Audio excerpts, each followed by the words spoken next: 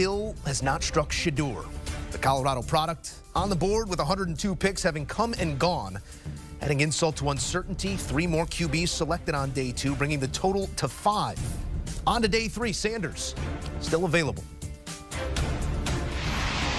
For more, we check in with CBS lead NFL insider Jonathan Jones. JJ, we did not expect to be here, but here we are. Tell me what you're hearing from around the league, how we got here. This, Joe, is a repudiation by the NFL of how Shedeur Sanders and those around him handled the entire NFL draft process.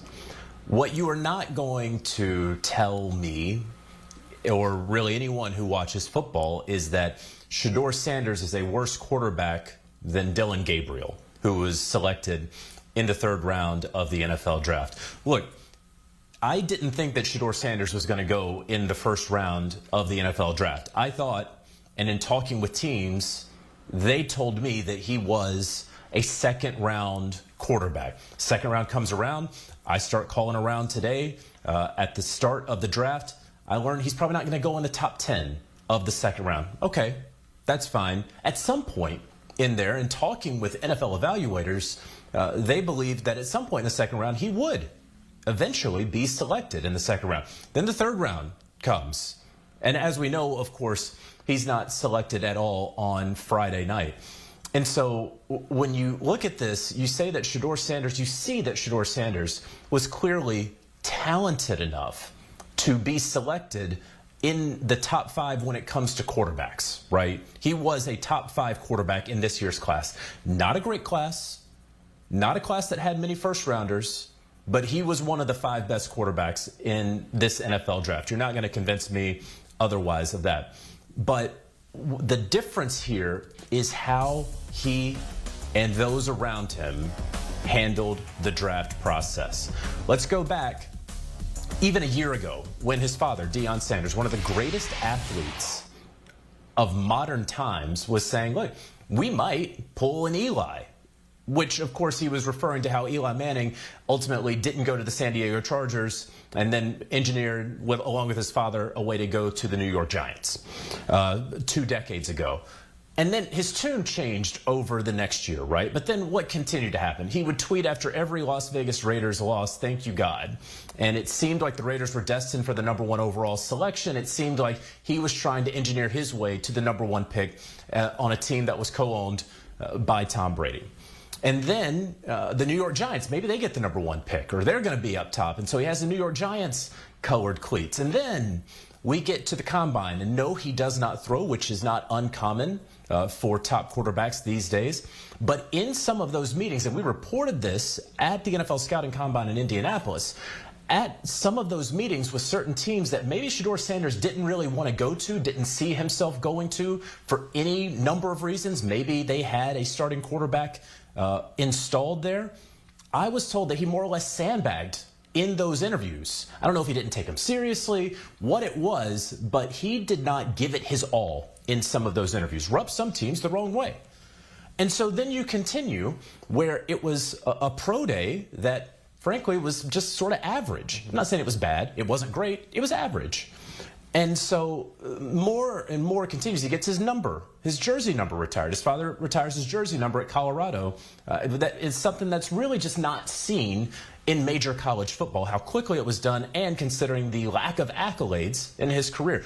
All of these things began to add up for teams. And I'm not saying that is right that it added up for teams. What I'm saying is it did clearly add up for teams, because you're not going to tell me that the guy who was on the field the last 2 years for Colorado wasn't good enough to be selected by the end of the 2nd night, wasn't good enough to be selected over a Dillon Gabriel, with all due respect to Dillon Gabriel. So this is clearly a way for the NFL and its teams to let him and anyone else after him know you can't comport yourself in this way moving forward.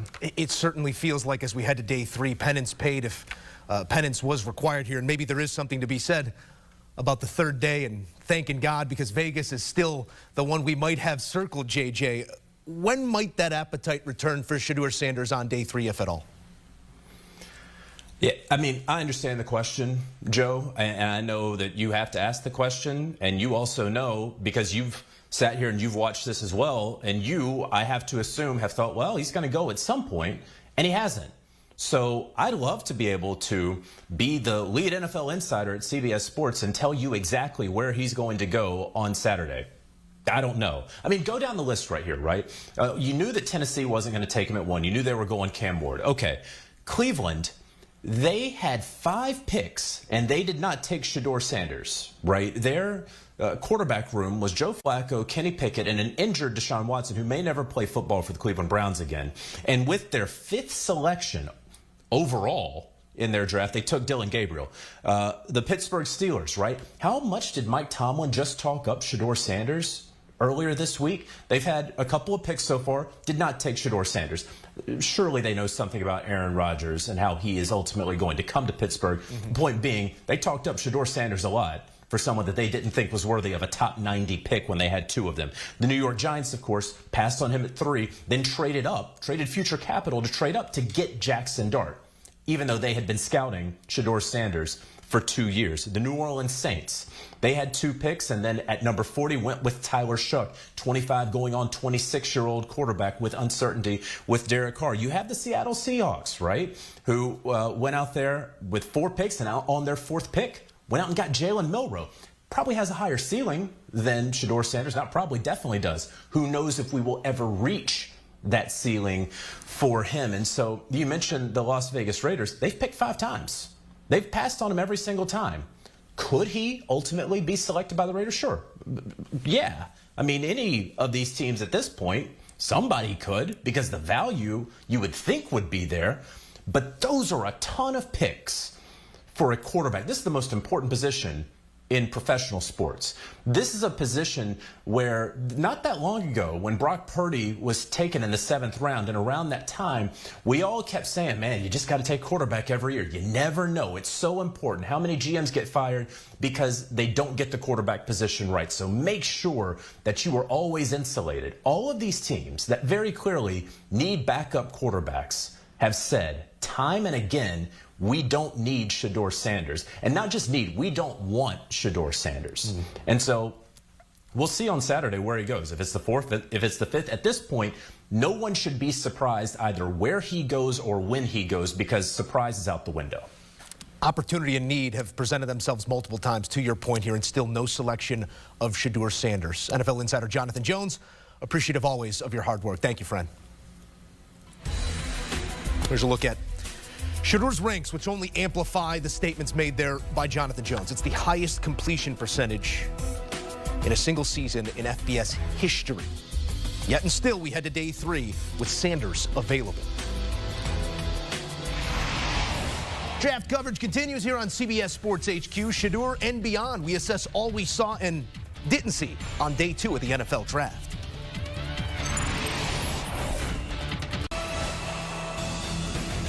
Day 2 of the NFL Draft in the can. It is, in fact, a quarterback's world, and at the center of some of those worlds, 3 more on day 2. Shuck, Milroe, and another, hearing their name called in Gabriel, the name we have not heard. Shedeur Sanders heading to day 3, having yet to be selected. Post-draft is presented by Geico. Switch and save. Get more with Geico. We say hello from our HQ studios. Rand Carthon, Ryan Wilson, Joe Musso, as we explore all that we saw and some of what we did not, starting right there with Shedeur Sanders. We hear names like Ward, Dart, Shuck, Milroe, and Gabriel all coming off the board. 5 quarterbacks, and just a couple months ago, what could have been 1-1 is still waiting on day 3. Rand, what does this tell you about the way the league is looking at Shedeur right now? I'll be frank and I'll be honest. You cannot convince me that Shedeur is the 6th best quarterback in this class. And I'm not arguing with you. And no one can convince me of that. I think there's a bigger conversation that needs to be had as to the why. Is it being held? We heard our own Jonathan Jones talk about the NIL era and who his father is, and I don't understand why we're holding that. If that's what's being held against him, why we're holding that against this kid. All right, let's just say he has a maturity issue. Let's just say he does. He has not done anything criminal and done anything that would put an organization in a bad light. So for me, I'm struggling with this right now because it does not make sense to me. And for one thing I want to say, and I went back and I'm looking at previous drafts, and there are quarterbacks that have gone in the 1st, in the 2nd, in the 3rd. that I do not think are better quarterbacks than Shedeur. Yeah. And there have also been players taken that have had criminal past and background issues, and yet they still come off the board and given a chance. I don't understand why this young man has to suffer because of what people perceive him to be. It's a great point, and it's extremely well said, Ryan. When you look at Shedeur Sanders and the way that you had him graded out into this class, it'd be one thing if we didn't see any more quarterbacks go here on day 2. We saw 3 more names come to pass. And when you look at them relative to the talent of Shedeur Sanders, what comes to mind right now? No, I think Rand touched on it and said it very well. Our Jonathan Jones also said it well. We heard Damian Harris talk about that during the pregame down in our Fort Lauderdale studios. And to Rand's larger point, and I think it's one worth reiterating, is that we see players every year either drafted or signed as free agents who have off-field issues and legit red flags and things that if you knew what the teams know about these players, you would maybe be picketing outside of the offices of these teams as to why they were bringing these players into the building. And as Rand noted, Shedeur doesn't have a criminal past. He's 23 years old. And when I was 23, and I would imagine when you guys were 23, we were probably doing things that adults might consider immature. And I understand that. And it's not necessarily the team's jobs to hire you. You do have to put your best foot forward. And I have an 18-year-old, and I'm sure that Coach Prime has had the same conversations with his sons. You have freedom of choice, but you don't have freedom of consequence.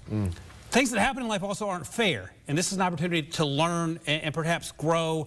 And you can be angry about it, but I think you have to focus that energy and that anger towards something positive, because like life ain't fair. Things are not going to change just because you are angry at your perception of being treated unfairly. And it does feel unfair from the outside looking in. But hopefully this is an opportunity for perhaps Shedeur to take a look and say, okay, what can I do better? Even if in the moment I don't know if this is necessarily the just desserts that I should have coming my way. Whatever the cause is one thing, but the effect is that Shedeur Sanders is available on day 3 of the NFL draft in 2025, when the position of quarterback has never been more important in this sport or in sports in general. Someone's going to get a ton of value on day 3 with that talent coming to town. We'll see when that is, we'll see who that is, but this is also a celebration of dreams realized here across day 2 of the NFL draft. We're going to get into some other names, and let's start there at number 40 with the Saints selecting a quarterback in Tyler Sharpe, one of the names that goes obviously before Shedeur Sanders. The first time since 1971 that New Orleans goes quarterback in the 1st or 2nd round. That is prime capital, Ryan Wilson, to go with a quarterback that might not be ready, and you need someone ready right now. What do you make of that pick? Not only might he not be ready, he's going to be 26 in the fall. So he's played literally 7 seasons in college football at 3 different stops. And changing schools is no big deal in today's NIL era. But the lack of starts under his belt, the injury history is a huge concern. He looks the part, 6'5", ran in the 4.6s. He has a big arm. He can make plays outside the pocket. But his footwork has a lot to be desired. And his name is Tyler Shuck, but as I watched him, I just kept thinking Shuck and Duck. There's a lot of, there's not. It's ready-made for you? There's not a solid base consistently, and I get the offensive line struggled at times, and he was the victim of 24 drops. All those things I get, and we don't have to make this all about the guy that wasn't taken, but if you're looking for a ready-made quarterback in a Kellen Moore system that plays indoors, gets the ball out quickly and plays on time, I think your eyes go to Shedeur before they go to Tyler Shuck. Now, there are teams in the league that love Tyler for the physical attributes that he brings. And there were very few teams I talked to that weren't high on Tyler Shuck, and I get all that. But I think sometimes we can overthink this, and no disrespect to Tyler Shuck, but I had him as more likely a day 3 guy than going top 40. All balls of clay right now need to be molded, need to be taken into a building and put into a system. How do you like the fit of player to system? I think it fits what Kellen wants to do. And like Ryan said, this guy has physical attributes and physical traits that you can develop and work with. But also like Ryan said, we're talking about a quarterback that's going to be 26 in the fall. And I believe he's a married young man. And so he has that level of maturity, and he can come in, and he's talented. He's talented, but he has the injury history. So he's going to still has to prove that he can stay healthy. And what we saw physically develop at Louisville is what's real and not a one-year knockoff. Let's get off the quarterbacks here. It feels like the Raven-Simone moment where you look into the camera and the thing. What have you liked about Dallas's first 2 days? It's tone-setting draft. I mean, it started right off the top there. That Tyler Booker pick. I mean, he is going to be a difference maker for that offensive line. You go from Zach Martin, one Hall of Famer, and I'm not putting Hall of Fame on Tyler Booker, but I'm putting this tackle duo of Tyler Smith and Tyler Booker, within the next 3 years, they will be the best guard duo in the NFL. I fully believe that, and he is a guy that's going to bring it every single day. He is a heartbeat of an offensive